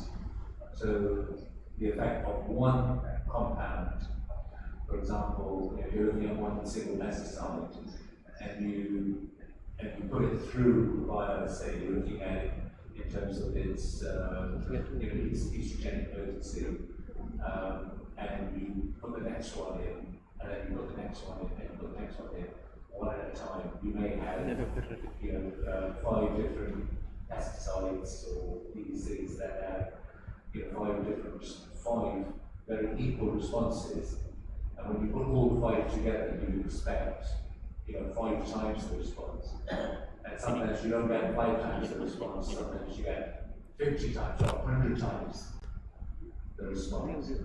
So there are, although when we make use of bioassays, we try to simplify, we try to simplify things. We try and isolate problem compounds because we want to eliminate them, so that we're not exposed to them. But sometimes, it's almost impossible for a human being to be exposed to one compound at a time. We're exposed to a multitude of compounds and we're exposed to them all at the same time. So a lot of regulation that's coming out now in Europe, increasingly in the States and everywhere in the world, is toxicologists are now looking at combinatorial, synergistic, and other effects of mixture toxicity. It's a very important topic. In terms of, I think your question, I wasn't sure where you were going with it, but you can use individual biases in many different ways. So I was explaining them in terms of their usage to simplify and isolate problems so that you're faced with a very complex question, that you can try and break that question down into a smaller question, and then you can answer the individual question. And even that is problematic because we're artificially isolating something when in actual effect it's present in a single. And finally, you may say that surely is telling you that you need to look at all those effects in whole body organisms, and we have done some work in things like zebrafish and other models. We're making every effort possible to get away from animal studies because of the ethical implications. The bioassays is set in the future. It's going to tell us, it's going to inform us about all sorts of things, but it's not it doesn't give us a complete answer. Thank you, Prof, for the answer. Dr., do you still have any more follow-up questions? No? Okay. So is there any more questions from the floor? Dr. Bailey, please. Thank you, Dr. Sam. Good afternoon, Prof. Rakesh. I have a question for you about where are we going to do next in the future? I mean, like right now we are doing some researches about this exposome and we know the bad effects of the environment and all that. But like in the future, right now we can give like recommendation about the regulation for the government to reduce any pollution or anything exposure to the operational. But in the future, if that is not enough, are we thinking about to also reduce the susceptibility of the individual person? Because when it depends on the susceptibility, right? Some people are exposed to some chemicals and that doesn't have any effects, and there's just this worker only exposed to a small amount of chemical and suddenly he have cancer or something like that. So, what in your field, like, what is the next future thing about this exposure to science? Thank you, bro.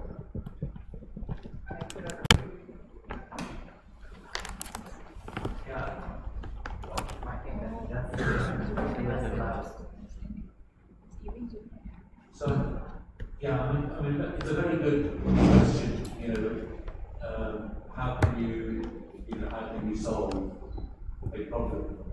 For most problems, I think the first thing to do is to find out what is the cause of the problem. So we're beginning, in terms of regulation and policy, we're beginning to move, I think, gradually from saying this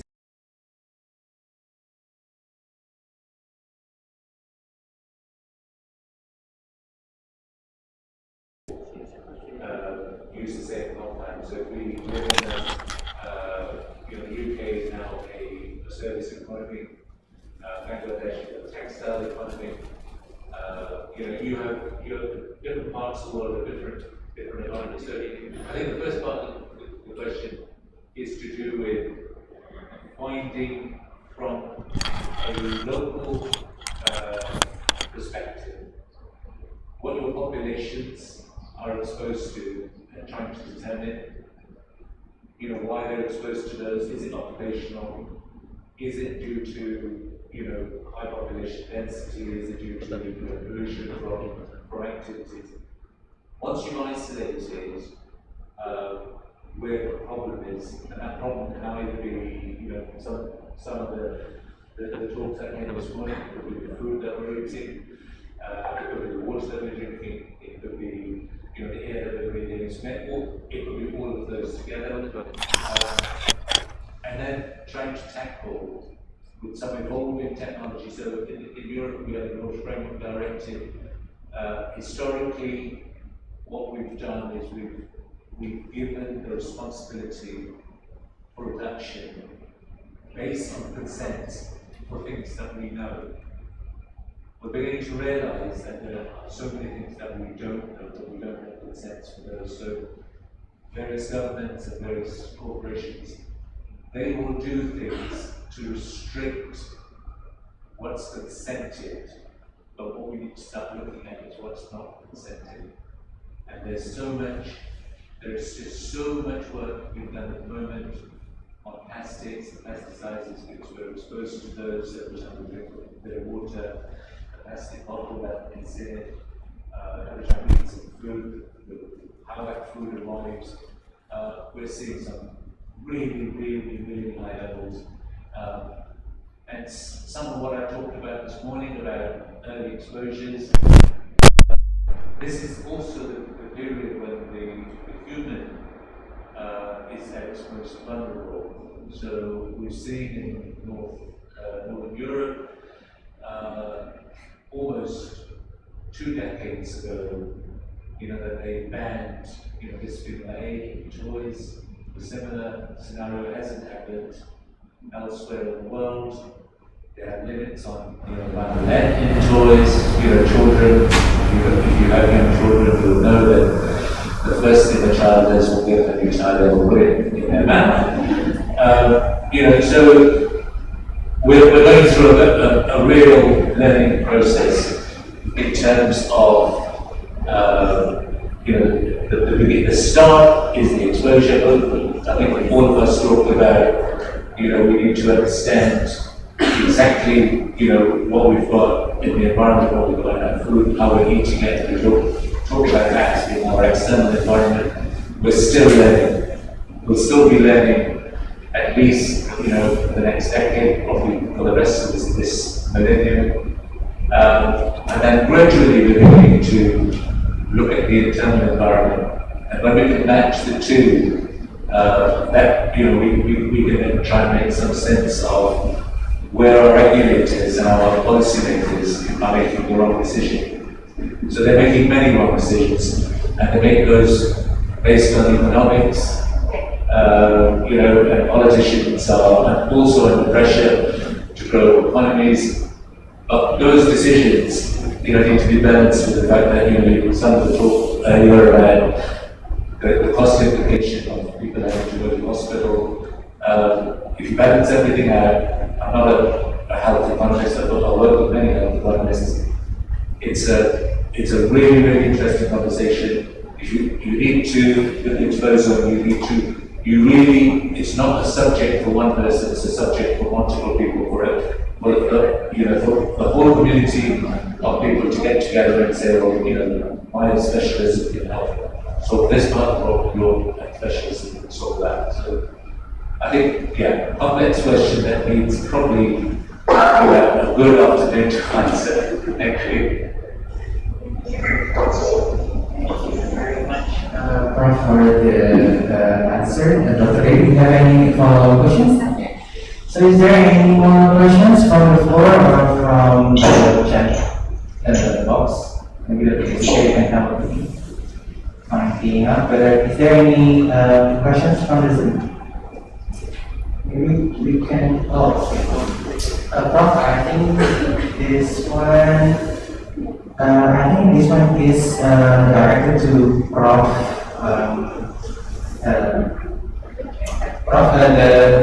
How does the human body get rid of xenobiotics and how does xenobiotics cause toxicity? The last question is based on IARC study what the role of DNA adopt as biomarker as cancer risk of cancer. How do you suggest about the role of DNA adopt as biomarker of breast cancer? Okay, so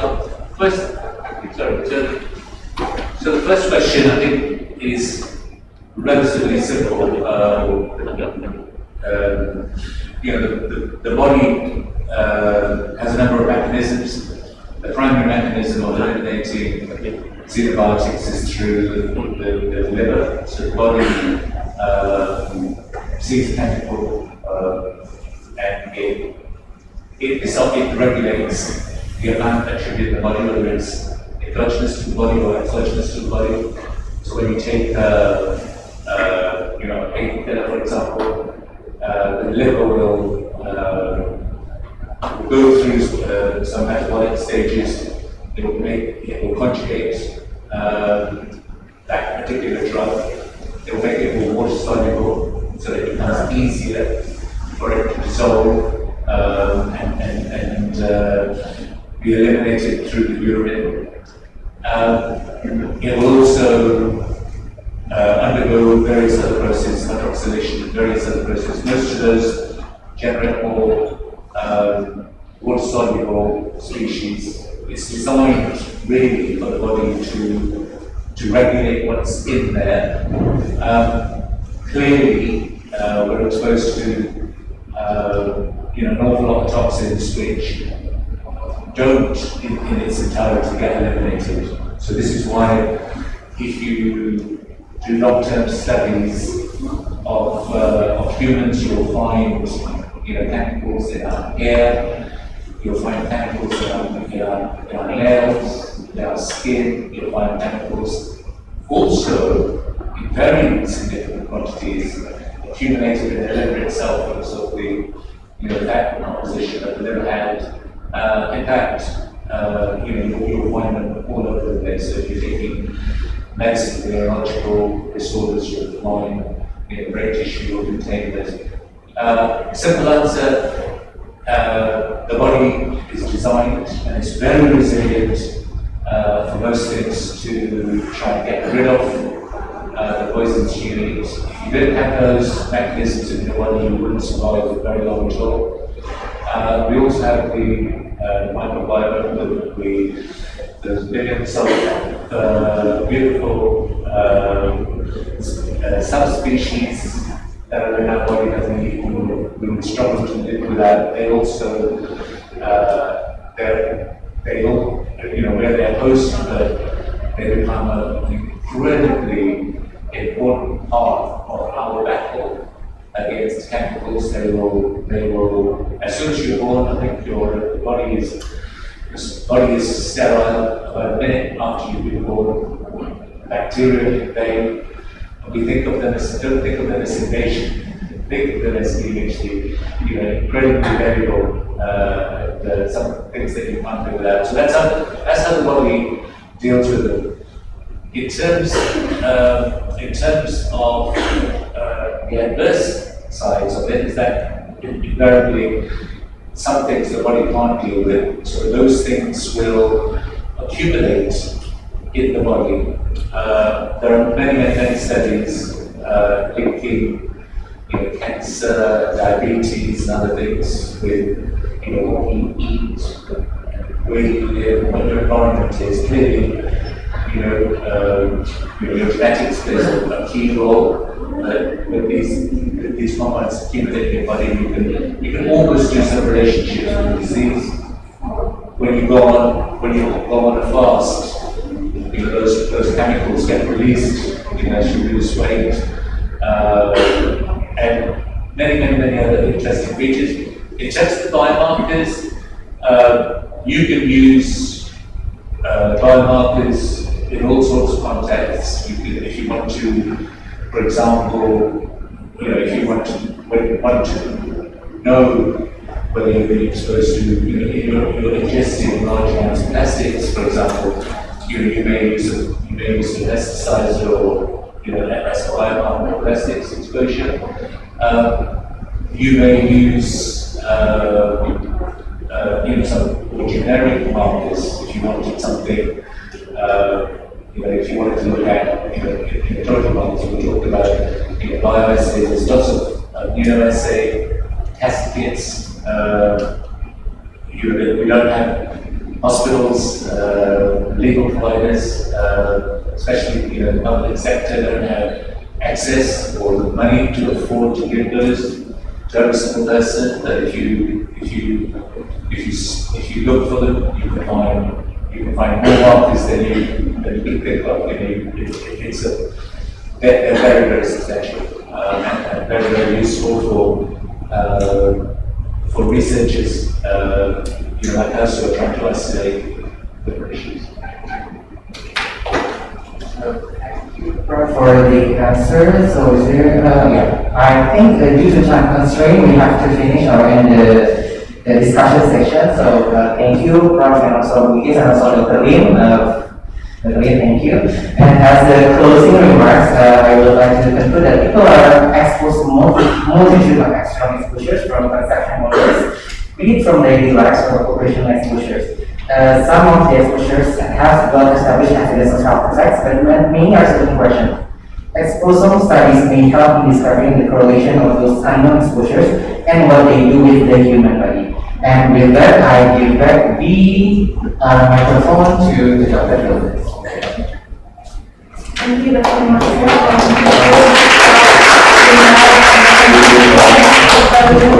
Thank you, Dr. Master. Now we will hear closing speech from Chief of Professional Medicine Study Program in Dr. Endocrine Occupational Medicine Specialist, Consultant of Toxicology, Occupational Medicine,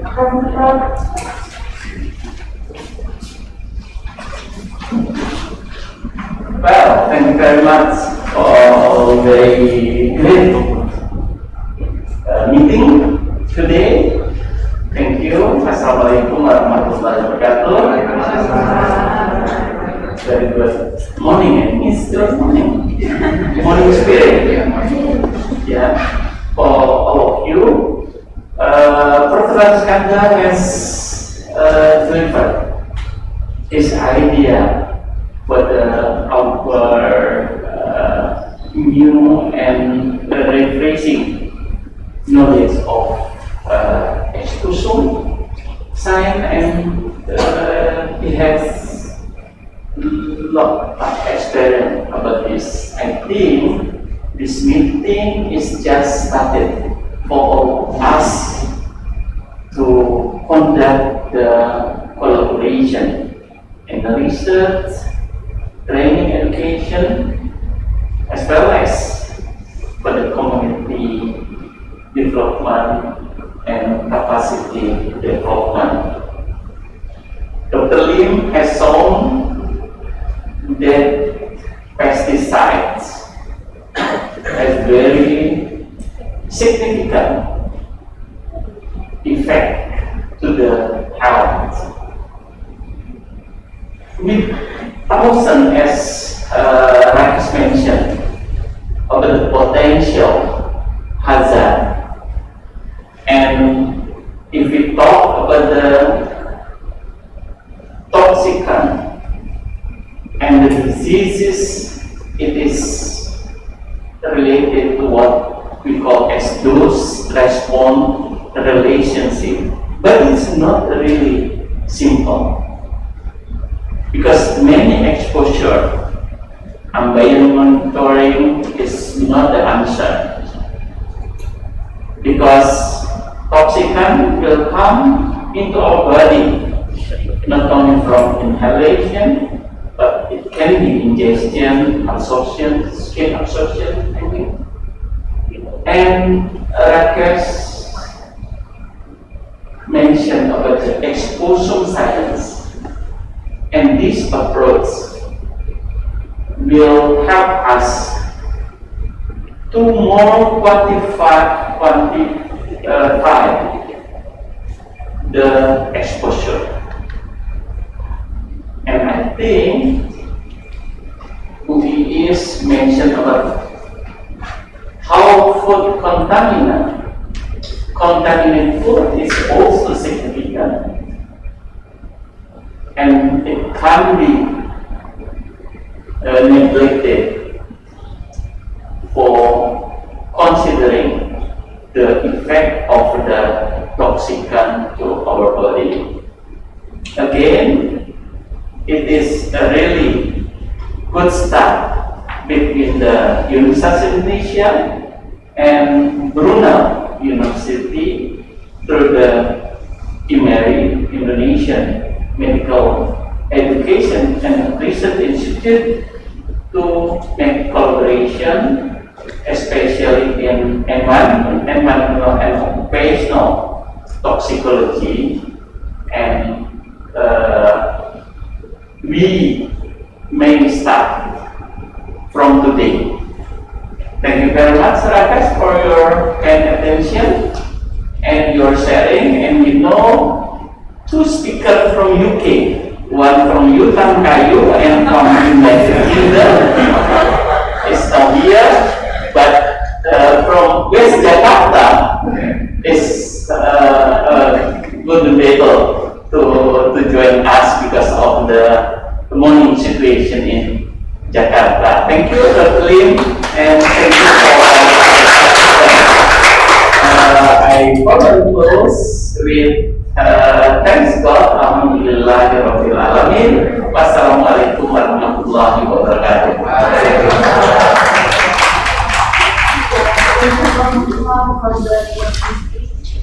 Before the end session, we want to have a focus session to Munra, Osman Munra, dan Endocrine. Nanti foto sama-sama di sana ya, di sini dulu.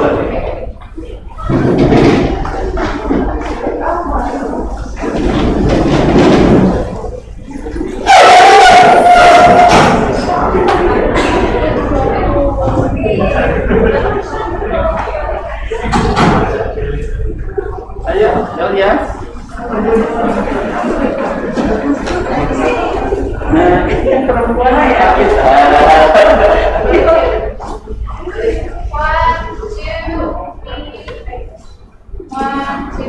Can you take off the mask for a while, please?